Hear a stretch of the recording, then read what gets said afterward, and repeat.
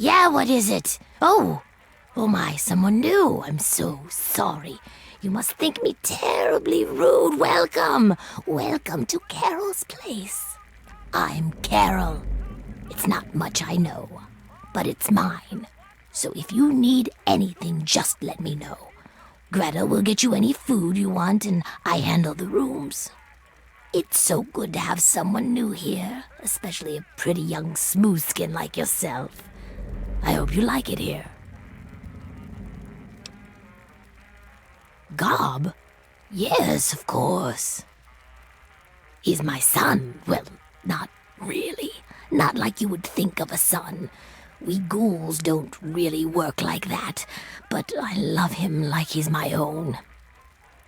Do you know him? Have you seen him? Is he all right? Oh, that's wonderful news. I'm so glad. If you see him, please tell him that his mother misses him and loves him and that I hope he's happy. But he shouldn't come visit. It's too dangerous. No, he should stay put where he is. No? Oh, 120 caps, I guess. Okay, it's right over there, middle room. The back room renter? Oh, he's a swell guest. So polite, too. Never gets mad at anyone. I've been letting that room to him for about a year now. Well, he does keep talking about how he's going to make his fortune soon. He says as soon as he finds some wastelander to do his dirty work, he'll be set for life. I think it's just the whiskey talking vile stuff. That's right, her and I have been together for, about 60 years now. But things haven't really been the same since Gob left.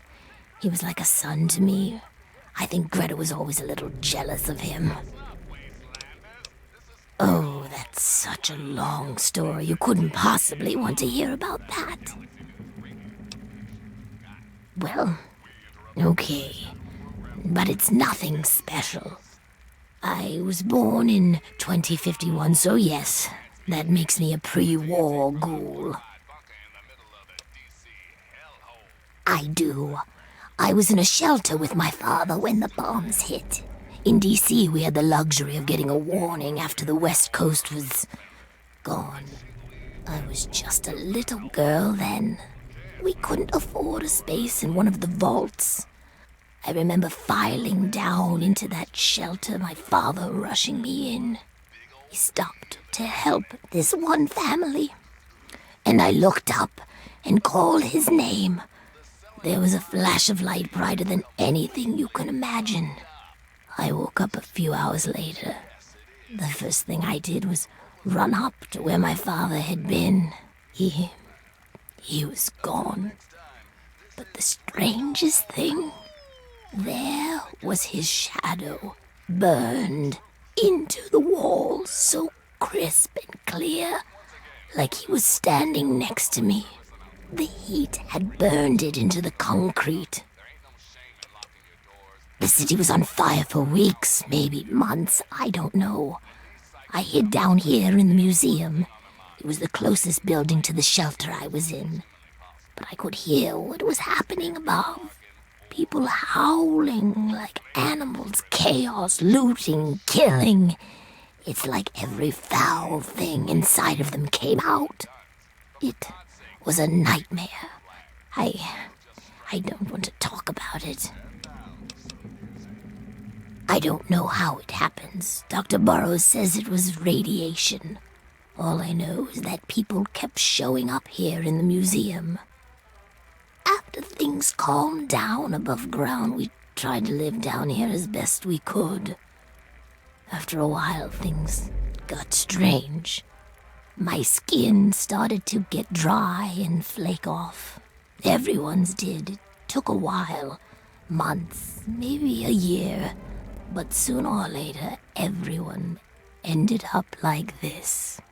Some of them went crazy. Some of us just accepted it. After a while, other ghouls would find their way in here, and Underworld just sort of grew. No one bothered us down here. We were happy enough to leave them alone. And once my Greta showed up, it was a good enough life for me. You tell the same story for 200 years, you'll feel pretty uninteresting too. I've been here since we founded the town. Before that, well, life out in the wastes wasn't very pleasant for us. But so long as we stay down here, we can live our lives as people, not monsters. I think things are better this way for everyone. You're not bad for a human.